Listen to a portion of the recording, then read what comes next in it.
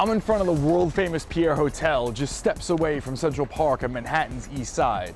It opened in 1930 and became a place for the rich and famous to come stay when they were in the city that never sleeps. People like President Richard Nixon, Coco Chanel, Karl Lagerfeld, Audrey Hepburn, Elizabeth Taylor, and Joan Collins have all stayed at the Pierre Hotel. But just days into 1972, it became famous for reasons it never intended. It was the victim of the world's largest unsolved hotel robbery. For Inside Edition Digital, I'm Sal Bono, and this is New York Gritty. What was it about the Pierre Hotel? Why the Pierre Hotel? Why not any other hotel in Manhattan on that particular day? What was it about the gravitas of the Pierre Hotel? The Pierre had the least amount of security. Most of the other luxury hotels had far greater security. And the second advantage to robbing the Pierre as opposed to the others was the fact that the guests were typically extremely affluent and wealthy. And it was known in those circles that many of the guests were loaded with jewelry, bearer bonds, cash, and they would use the hotel safe deposit boxes to store their valuables. The organizers of the heist picked January 2nd, and specifically the early morning of January 2nd, because they knew that this would be a skeleton crew morning. Unlike January 1st, which New Year's Eve is huge anywhere, but in New York City, this is New Year's Eve capital of our hemisphere. And so they knew that doing January 1st would not be the best bet. But who doesn't wear their fanciest jewels? Who doesn't have big wads of cash on New Year's so that you can tip everyone you come in contact with? They knew that these safe deposit boxes would be loaded, but that staff in the hotel would be minimal, and that hopefully they wouldn't have to deal with all of the New York revelers that are usually out on the street until 3, 4, 5 in the morning on New Year's Day. The heist was masterminded by two crooks named Bobby Comfort and Sammy Nalo. It took months of planning and preparation, as well as a blessing from the Lucchese crime family. To pull off a heist of that magnitude in those days, the perpetrators had to have the backing and support of the local mafia. Because if you pull off such a robbery of that magnitude and you don't share it with the local mafia, guess what? You either share it with them or they'll just take it from you. And they'll take whatever else they can as well. So for that reason, they had to secure the backing of the Lucchese family consigliere. There's only so high you can rise before organized crime is going to want their cut. Comfort and Nalo didn't work alone.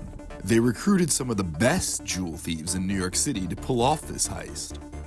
8 armed men, some even with fake guns, walked into the hotel just before 3 a.m. and took it over. One of those alleged thieves spoke to author Daniel Simone. Using the pen name Nick Sacco, he and Simone wrote the book The Pierre Hotel Affair. Simone told me how Sacco and his fellow crooks got into the hotel that night. In an audio interview conducted by Simone to Sacco when writing their book and given to Inside Edition Digital, Sacco explains it all started with Sammy Nalo. He grabbed the security officer, wheeled him around, put the gun to him. The guy almost thought he was going to faint or something, But he took care of that, right?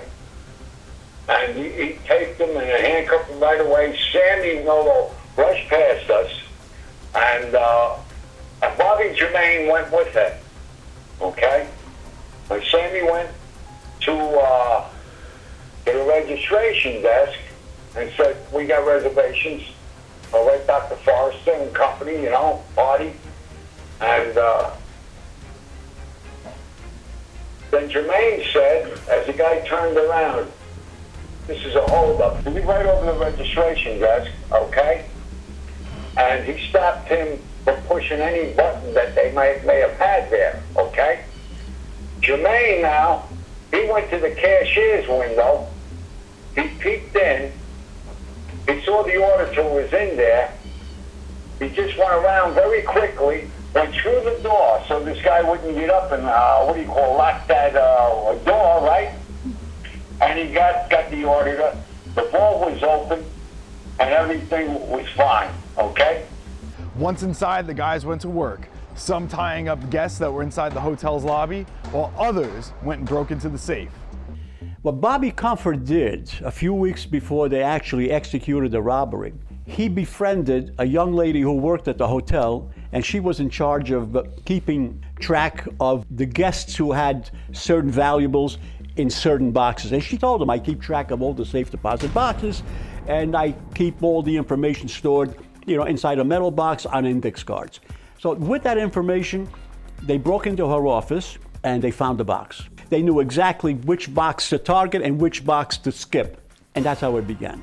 Despite all of their planning and preparation, the thieves had to deal with some unexpected elements. Throughout that entire time that they're in there were a lot of strange incidents that occur. Yes, there was a newly married couple in the hotel.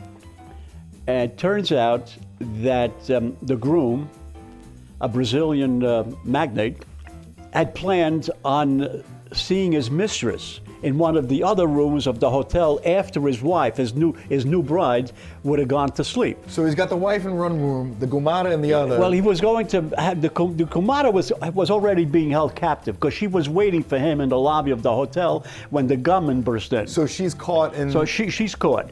So when they brought her boyfriend and his new bride into the alcove, she was dumbfounded to see him with a woman. And the two women started squabbling, they started fighting, and of course that's when it was revealed that she was his mistress and that he was sneaking out of his room in order to meet her in the lobby and spend the rest of the evening, the rest of the night with her in a separate room that he had already booked. Now, to make the situation even more awkward, because if it's not strange and awkward enough, wasn't his mother-in-law also on the trip His with them? mother-in-law was also in their suite, which I learned later that it is a custom in Brazil where the mother-in-law accompanies the newlyweds on their honeymoon. Wow, okay. As weird as it may sound, like a but chaperone, that is okay. a custom that I doubt that it still exists. Yeah. Even Nick Sacco found the scandal hilarious during the heist, as he told Simone. There was an argument, it was comical in a way, I mean, hey, you're robbing this place, right? And you gotta listen to some marital problems that the guy just got married. Why the hell did he get married for? That is one of the things that does make this into such a Hollywood story. So now, another thing happens when someone's having a heart attack and the criminals decide, well, we need to call the police. Who does that? Like, not the heart attack part, but the calling of 911. Their intention was not to hurt anyone, first and foremost. Secondly, one of the victims, as you pointed out, was suffering some sort of heart seizure. Bobby Comfort, the organizer of the robbery, he didn't want this man to die because then this would not just have been an ordinary robbery, it would have been a murder as well. And that's when they decided to suspend the robbery, call 911. The police arrived, and what they did, so that the police would not notice the ones who were being held captive, they relocated all the captives inside the safe where the safe deposit boxes were stored. They locked the door so that even if they yelled and screamed, nobody would have heard them. And the police came, they responded, EMS technicians came, they wheeled the victim with the heart seizure symptoms out, and they brought him to Lenox Hill Hospital, who later underwent an operation but survived. Wow. When the police came, they didn't notice anything abnormal. Bobby Comfort was wearing the concierge's jacket, right, and he acted like an official of the hotel. And of course, the police filled out all sorts of reports. And of course, then they asked him to sign the report, and he acted as if he was reluctant. He said, I don't know what I'm signing. I don't know if I should sign. He was being intentionally reluctant so that the police would not suspect him of being someone who was just careless. Correct. But finally, after being coaxed by the police to sign the report, he did sign it, and they left. When they left, they relocated the captives back into the alcove, and they resumed ransacking the safe deposit boxes. Did he sign it using an alias? Or Of course, yeah. Of course. In a few hours, just after 6 a.m., the crooks got away with their score. You can plan a burglary But what you can't always plan for is how to sell off those goods. You cannot take a 8-carat registered diamond to a normal jeweler and expect them to purchase it from you with no legitimate paperwork.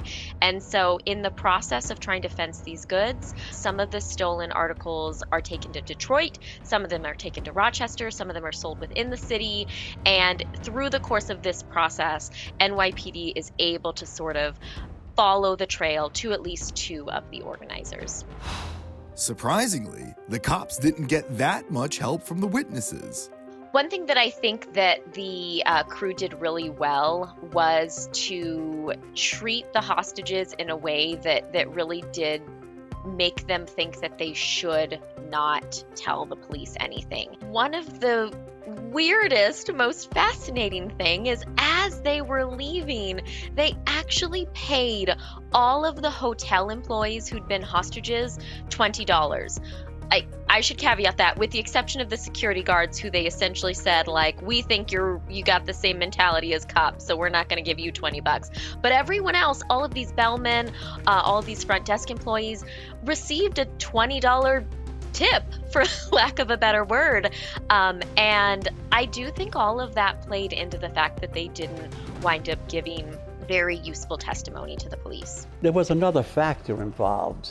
Many of the captives who had items that had been stolen, they didn't want to admit that they even had any items of value in the safe deposit boxes. I mean, how do you explain to the government, to the IRS, that your 84-carat necklace was stolen? Because the question may present itself, well, where did you get the money to buy a necklace for $300,000? So it almost opens up a can of worms that it's more trouble than it's worth than dealing. Right. So many of the victims who lost valuable items denied it. So it almost makes the crime that much more sophisticated. Yes. That they cornered the rich Right. into saying, basically, yes, we are admitting the fact that we're criminals stealing from you, but you're criminals, you're just as bad as we are. Correct, in a different sense. Police and FBI kept their eyes on Nalo and Comfort, suspecting that they had some sort of involvement in the caper. Within weeks, both men were busted by the NYPD for having stolen items in their possession. However, they never gave up any info about the Pierre Hotel robbery. Although they did plead guilty to lesser crimes unrelated to the Pierre, they never admitted to the Pierre, and they did not identify any of their cohorts. So nobody ratted anybody out, nobody... No, that's how it ended. Right. Sammy Nalo and Bobby Comfort pled guilty to possession of stolen items, and that was it. Not specifically stolen items from the Pierre, stolen items in general. Both Nalo and Comfort served 4 years in prison for possession of stolen goods. This was a huge heist, not only within the context of New York City, but also within the context of mob history. In fact, it holds the Guinness World Record for being the largest hotel heist. Anyone who was involved in the Pierre Hotel heist, I definitely think there had to have been a sense of real pride involved. And, you know, I think the Lucchese family in New York probably has a real, to this day, a real sense of accomplishment. And certainly these individual thieves, even if they didn't wind up holding on to this money for very long, there's certainly, I think, a clout and a cachet that they received from participating in this heist. All of the men suspected to have involvement in the case have since passed away. The Pierre Hotel heist remains unsolved.